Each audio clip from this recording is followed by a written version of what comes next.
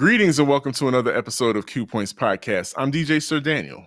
And my name is J. Ray, sometimes known by my government as Johnny Ray Cornegay III. And Sir Daniel, we about to talk about a diva. The diva of all divas. You know, recently, Stephanie Mills, Shaka Khan, Gladys Knight, and the incomparable Patti LaBelle have taken the United States by storm by going on an amazing tour to showcase the talents that they have honed for the past, almost for half a century. Absolutely. And they have been receiving nothing but love and nothing but strong accolades. And it got us to thinking about the mature dolls. Yes. The mature, I call them the mature dolls. That is you have coined that phrase because Sir Daniel, and this is a very, from the era that we grew up in. Of course, we grew up seeing these women on TV. Yes. They would be on specials. They would always be singing on something. You know, they were just omnipresent. But when we really think about it, these women were seasoned in their careers, right? Yes. And in the early to mid 80s, all of a sudden, these mature dolls were next level. So J. Ray and I are discussing the fact that by the time we became aware of Patti LaBelle, by the time we became aware of Patti LaBelle had already been in the industry for 20 years. Yes. She was experiencing a new life as an artist. Yeah. She was a mature doll at the time. This amount of time, this space of time that we're discussing, Patti LaBelle had turned 41. Jesus. 41, and when you think about it, for women especially, 30 is a death sentence. 30 is like they want to push you in a corner and put you away. Yep. But for the mature dolls like a Patti LaBelle, they overcame that and they become something of a phenomenon. And that's what we're going to discuss on this particular episode of Q Points Podcast, the Mature Doll series. And this first doll that we're going to discuss is none other than Patti LaBelle. You know, what's Patti's real name? It's Patricia Holt. Oh, let me look it up. What is Patti LaBelle's real name? I got all my stuff here. Patricia Louise Holt. Yes. Patricia. From Philly. From your neck of the woods. And I love calling her Patricia because it's just so, you know. Hey, yes. Patricia. J. Ray, why do you love Patti LaBelle? Ooh, that is a good question. I love Patti LaBelle because she combines immense talent with showwomanship. So it's not just that she is going to sing the roof down. She is also going to be entertaining while she does it. And you know, the other thing I like about Patti LaBelle is Patti LaBelle can cook. Like Patti LaBelle has been very clear about being able to cook. You know, I like a kitchen. So that's what I really like about her is one, she's incredibly talented and she's going to do that, but she's going to be like really entertaining while she does it. What about you? What do you like about Patti? It's well, you know me. I love people that are outrageous but in a creative and beautiful way. There is a tenderness and an agape love that I feel from Patti LaBelle. Yeah. Like when she sings, I'm love. Yeah. And when they sing what can I do for you, and they talk about love, what's your name? I'm love. I believe that. I really do feel that from her. And I think the history shows that you cannot last in this industry. You cannot maintain the fandom that she has without being a genuine person and without people really feeling that love from you. Yeah. So I think that is something that she has been able to channel using her gifts, her voice, That's how she's able to draw you in as her kitchen kinfolk. That's how she's able to draw you in, because she's just that vessel. So Yeah. I, and again, me, I'm the king of camp around here. I love foolishness. I love when it's done right. When people that are can do it, and they can do it right.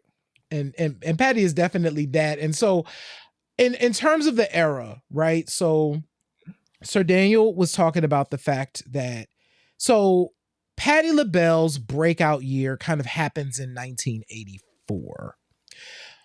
So this is an interesting time period. So we did a show, y'all should go back and check it out, on the Divas of 83. One of the divas of 83 was, of course, Patti LaBelle. And Patti LaBelle had dropped a record that year, which we talked about this on the show. I did not realize that Love, Need, and Want and If Only You Knew were on the same album, which was on her I'm in Love Again Philadelphia International record, came out in 1983. I thought those was on two different records. Anyway, so Patti LaBelle has a big year, right? So 1983 becomes a big year. This I'm in Love Again record includes like some jazzy numbers, some quintessential kind of Philly early 80s production, but then it's these two major ballads are on the album. So coming out of that, Patty's hot. You know what I'm saying? And culturally, just to kind of set the stage for why this could even happen, I don't know if this is true, Sir Daniel, but I think it might be. I think actually Michael Jackson has something to do with why all of what we're talking about with the Mature Dolls was able to be a thing. Because Thriller happens in 82. Michael Jackson kicks open the door of MTV and just Black artists existing outside of Black households, right? So Black artists obviously were always universal, but there was like a Black lane, and then there was like a white pop lane. Michael Jackson was like, I'm doing both of those things. So, and I'm not going to just do both of those things. I'm going to do them big. So I wonder now, in retrospect, if the fact that he kicked that door open, right, in 1982 and 1983 allowed for white audiences to be able to see Black artists as like diverse and different, and which means that these Mature Dolls are now like, that Patti LaBelle, I want to sign her. She's good. And so she signs to MCA and gets a deal over there. It's a big major from Philly International to MCA. Right. You know what? Thank you for putting that in perspective, that yes, Michael Jackson was the primer for all of these heritage acts, people that we already knew were, like you said, were all of a sudden becoming discovered, the whole Columbus effect, all of a sudden being discovered by broader audiences. Like, oh, I just learned there's a new artist I discovered. Yeah. she's really fun. She's got great hair. And so, as you mentioned, Patti has left Philly International, and now she's on MCA Records. And we got to mention, at this time, Gerald Busby is in charge of Black music over there at MCA. And MCA has Jody Watley, Bobby Brown, New Edition. Who am I missing? There's about the Jets. One of my favorites. The Jets. Absolutely. Jesus. So MCA got the Black on lock. Right. They've got the Blackness on lock. But here we have Patti LaBelle, who is concretely staunch R&B artist. Right? Breakout, the LaBelles, they did all their thing. They did a rock and soul thing. Oh yeah. And as a soloist, she's complete the Philadelphia sound. She's R&B through and through. Now, what is MCA going to do with this Mature Doll? What kind of music are they going to give the public that people are going to eat up?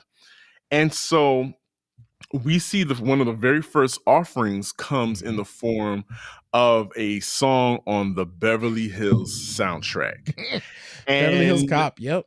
Beverly Hills Cop soundtrack starring Eddie Murphy. Mm-hmm. And sidebar, there's another song on the same soundtrack by a trio of mature dolls. Yes. Who have kind of gone through the same thing. It's like this era of the 80s, I don't know what it is about mature Black women, but the people were eating them up. Yes. And so they ate up Patti LaBelle because Patti LaBelle had, this was Stir It Up before the New Attitude. But Yeah. New Attitude was out of there because that was something that they could sell. I remember I heard the song in commercials. Yep. They were selling hair care products, selling pantyhose, everything with New Attitude, you name it. Yep. But Stir It Up is a special song though, J. Ray. And I told you what I think the recipe behind Stir It Up is, but what do you think of Stir It Up when you hear it? Oh no, Stir It Up is like squarely an 80s jam. And the reason why I say it in that way is there are some songs that you listen to that you're like, oh, this is just like a timeless sound. The 1980s had a very specific synthesized sound where now synthesizers are kind of part of it. Producers are not using live musicians in the same way anymore. Live musicians are playing these synthesizers, right? So right. Stir It Up is that. You know what I'm saying? Stir It Up is, but it's also rooted in Blackness. Like Stir It Up is like you know what I'm saying? You can do a thing to it. I say Stir It Up is a church pop song. It's a praise and worship hybrid. It's got, like you said, it's fully synthesized, right? Mm-hmm. Fully synth pop. There's no live drum. That's a drum machine keeping that beat. But that beat is a church clap. That's a dun dun dun dun dun dun. Dun, dun. And there are several Black songs that are breaking into the pop landscape with that kind of with that vibe, with that what I call the church clap beat. But Stir It Up is that. The lyrics is about this woman who is, shaking things up and changing things. And that's the through line for Patti LaBelle in this moment, is that through these new songs, she's telling the story like, hey, remember me? I'm back. I'm a little bit older, but I've changed things up. I got a whole new look, and we're gonna get into the look. We're gonna get into the look in a minute. But I've got a whole new look, and I've got a brand new sound. So get into it. Here I am. Yeah. So, interesting factoid is by the time New Attitude, first of all, New Attitude. Also from the Beverly Hills Cop soundtrack, as DJ Sir Daniel mentioned, is a runaway hit in like the Black community. Because first of all, it's okay. It's all the hallmarks of Patti LaBelle. So it's like, it's high from the beginning, where Stir It Up is a simmer and then it goes up. New Attitude is riding high. Like she's up there at the beginning, right? At the beginning. And historically, we got to say that this is the 80s. Yeah. We're talking about Reaganomics. Women are largely the leaders of their households now. And so this is the era of the woman's anthem, the new woman's anthem. You've got Donna Summers. She's got Work Hard for the Money. Now I got a New Attitude. I put on my makeup. I'm gonna do all kinds of things to my hair because I've got to make it now. I have to make things happen for myself. So yes, you're absolutely right there, Ray. So interesting that you mentioned that, because if you go back and you watch the New Attitude video, I in preparation for this show, I went back and I watched it. So Patti. Here's what happens. Patti is very demure. She's in her best Dorothy Zbornak white suit, skirt suit. It's a lot going on. Shoulder pads happening, and her hair is just like a regular curl. She went to the hairdresser and got it curled. Well, Patti comes in and she does the first verse like that. And then she goes into the dressing room and she comes out all black sequins number with the hair. So there's like I don't even know how to describe this hair. It is straight up. It is straight. Huh? Yes. Oh, we have pictures. Listen, y'all. And we want we're going to describe what Patti was serving in these pictures. So give me 1 second because I'm going to pull this up. So what I think J. Ray was describing was the vase hair. Yes. I call it the vase hair. The vase hair. And it was specifically the one, we're looking at 3 pictures of Patti in the era. There's the one on the left that we're looking at is Patti with kind of the bowl vase. It's like a big circle, right? And then the one in the center is like the stir it up. What is this? A tease hair? So I call this, and I believe that the black women in the 80s called this look, it was called the poodle cut. The poodle. Because because at the very top, they would take the hair at the top, they would section it off and cut like and cut it into a platform where it was like this spiky hair at the top. You would either wear it spiky like that, yes, or they would curl it. And then they would leave the hair that was left down to their shoulders straight. And so it would resemble a poodle. You know how poodles would get the little curly top and then they'd have their ears hanging down. Yep. And so that's what this is, but it's straightened at the top. It's straight. And of course, it's the 80s, so you have to have a headband every now and then. Absolutely. And then on the right is performance Patti. This is actually Patti at Live Aid, which we're going to talk about in a minute. But Patti has the straight hair, but it has like a lot of accoutrement in the hair. And while we're baby's breaths. Baby breath. Baby's breath. That is what that's called. We need to give a shout out to Norma Harris Gordon. She was the woman who was doing Patti LaBelle's hair in this era. And baby, these were works of art that she was creating for Patti to put on top of her head, because Patti would just have this hair sitting up there. I would go further to say that that Norma helped Patti to become an icon. Oh, absolutely. Yeah. Because when your look, the way you present can be mimicked and is used as a Halloween costume, or is parodied, and it still points back to you because you did it. That's iconic, and you've become an icon. So yes, shout out to Norma. Shout out to her. So 1984 becomes Patti LaBelle's breakout year. New Attitude goes to number 17 on the Billboard Hot 100. This is Patti's first pop crossover hit. Her first as a solo artist, right? Because she has a whole other life with Patti LaBelle and the Bluebells and LaBelle. So that's another story. But so coming into, there's a lot of momentum around Patti LaBelle, and baby Hollywood comes calling. So of course we talked about Sir Daniel in 1985.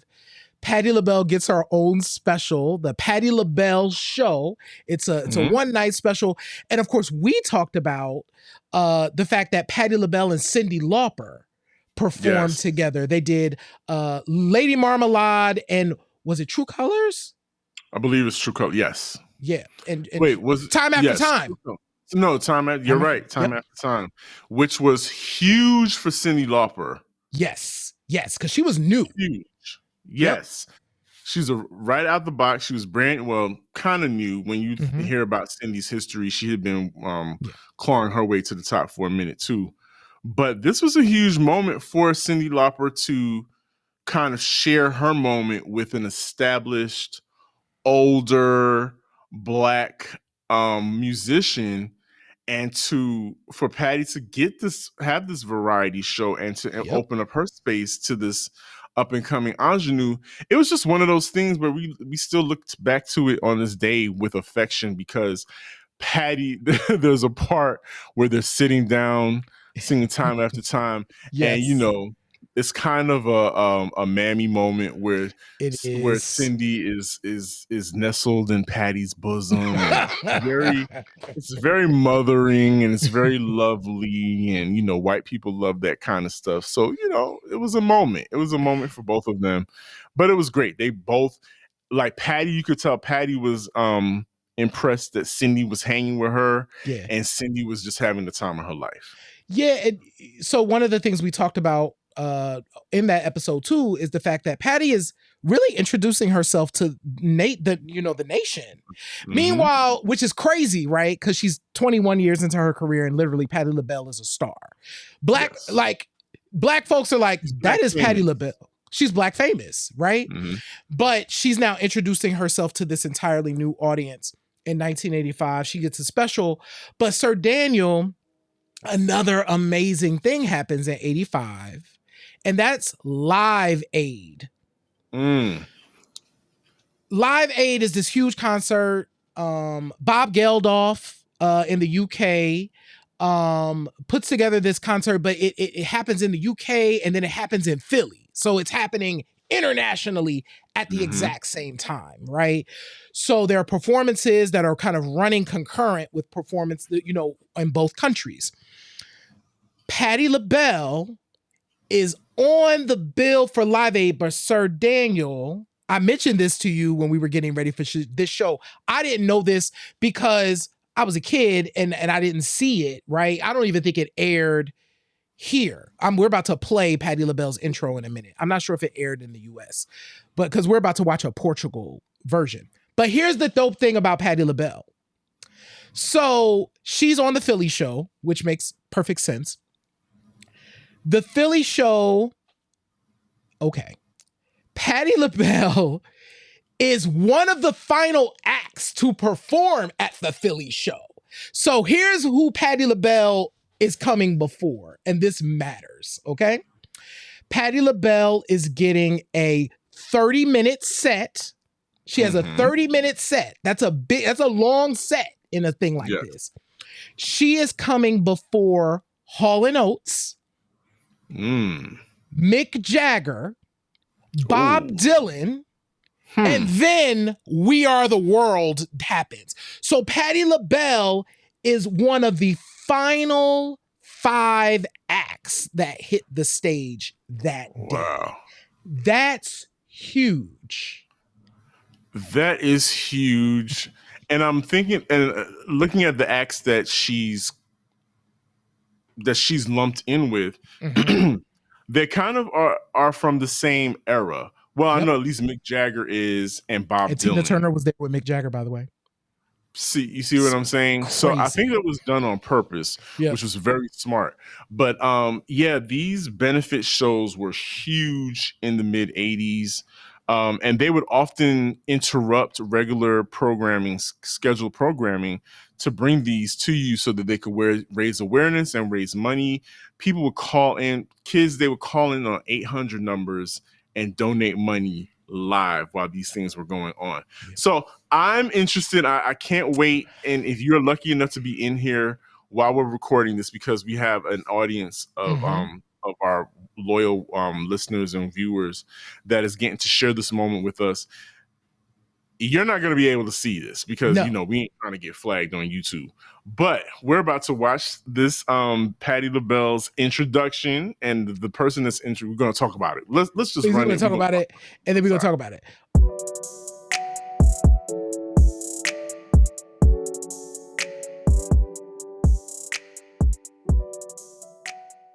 My God. Listen, first of all, did you see this? It was a sea of people. Yes. But and she matched that energy. She came out the gate on 100. Jerry, she was singing for the people that was in Philadelphia. She was singing for the people in Delaware. Yes. People in Delaware could hear her. That's crazy. God. Yeah. So there are so many things that you can parse through. So for folks to watch this, we'll make sure that it's in the description for this show. But I think what's important to remember is one, that's now a 42-year-old. The fact that she is commanding that stage and commanding that space. This is for Live Aid, who they're raising money for, folks in Africa. This is a big, big deal. And I love that they saw the power. You have to know when you're booking her for that slot, what she's going to give you. And they knew. Because by that time, you've had the audience has sat through maybe five groups already. And way more. No, they've been there since 9 a.m. Oh Lord. So and you saw that crowd at that time of day. Whoever is put on the stage has to shift the energy. I mean, you have to recycle it. You got to shift it. You got to revamp it up. And Patti LaBelle is the person that comes in and will do that. Who you think I have? Patti LaBelle or somebody? So and she's literally she's an energy. What's the word I want to use? An energy conduit. There are people that you associate with energy. Tina, another mature doll. Patti. There's people that cannot be contained especially when they're on stage.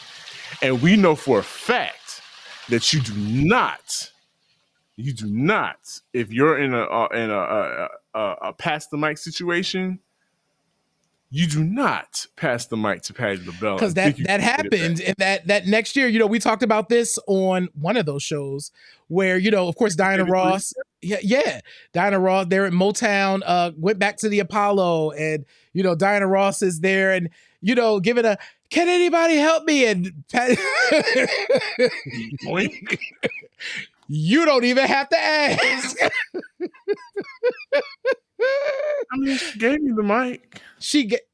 And so that's the thing about Patti LaBelle. You know that when you know that if you're giving Patti LaBelle the mic, she is going to burn the mic up and you're not going to be able to pick it back up. Mm-mm. So you have to be really strategic about where she sits. And I think, again, harping on the fact that she is one of the mature dolls at this point in her career, one, she knows this is a second chance. Yes. And any moment that I'm in front of a large audience, especially if I'm invited to be on a television special that's going to be beamed into millions of people's homes, that equates to sales, that equates to ticket sales, that equates to me having another leg in my career. So whenever I have the opportunity, I'm going to give it to you. I'm going to give you 100%. And then when you're coming up in the Chitlin circuit days, coming up on the scene, and you went through talent shows to become known and to hone your craft. You're not half stepping. There's nobody that's going to out-sing you. Those people, they lived, breathed, eat, performing. They rehearsed all the time so that when the time came and you were presented with that opportunity, you were giving it 100%. So that's where she comes from. And so she's not going to give you less than 100%. And to this day, she's still doing the same thing. Yeah, man. So if we think about this era, Patti continues to hit the pop charts. So of course we get the eternally iconic duet in 87 with Michael McDonald, On My Own. So many times. You know what? I just realized that they both, their verses both start the same lyric. Yeah. But the way that they both approach them is completely different. Yeah.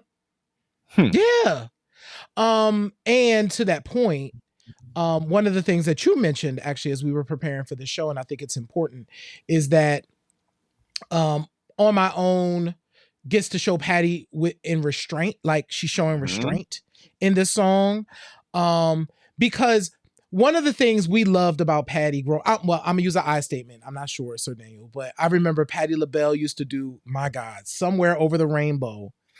And she would tear all the award shows down. She would kick off a shoe. Judy Garland could never. Okay. Could never. And because that became part of her repertoire. Yep. It's like when people literally if she was gonna end the show and she didn't sing Somewhere Over the Rainbow, people thought something was wrong. Right, like, what's wrong but I'm with sure that? It was one of those moments where it was like, all right, good night, everybody. I can't. And people like, Somewhere Over the Rainbow. Oh, we want more. We want. I'm really tired, but okay. Here we go. Yes, and Somewhere we go Over the Rainbow. Yeah. So on My Own is a timeless classic. Gave her another pop hit. Michael McDonald is forever our dude. You know what I mean? Sure. And Patti LaBelle got a chance to sing a little different. And this is squarely a pop song. Squarely a pop song. Squarely a yacht rock. Yes. Ballad. Mm-hmm. So she's checking off all the boxes. Mm-hmm. And so we round out the decade. Patti LaBelle's incredibly successful 1980s, especially that back half of the decade, with If You Ask Me To, which was for the soundtrack to James Bond's License to Kill, which is super dope. You know, Patti wasn't the only mature doll to have a James Bond song. No. Gladys Knight had one. Tina Turner. The mature dolls. We had it good in the 80s, Jay. And we really did. We really did. And I think the fact that we got that version of them, we got that version of the Pointer Sisters, we got the mature Donna Summer, we got the who else? Gladys, we got those mature Patty Austin, Diana Ross, all of them. The mature doll versions, and that was when they were at the height of their superpowers. Absolutely. So I think one of the things we could take away from this conversation is that we know that, especially nowadays, everybody has a shelf life, particularly female artists, and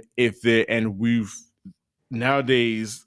Sex is such a crutch that is heavily relied on that once you get to a certain age, you're deemed not viable. You're deemed not a moneymaker anymore. But we had a magical time in the 80s where the mature dolls came out and they raked in the dough. They gave us classics and they became iconic. Yes, absolutely. So shout out to the Patti LaBelle, who, as of the taping of this, is still on tour with Stephanie Mills and Gladys Knight and Shaka Khan, tearing down houses all over the world. But yeah, we are happy to celebrate Patti's iconic pop culture breakthrough.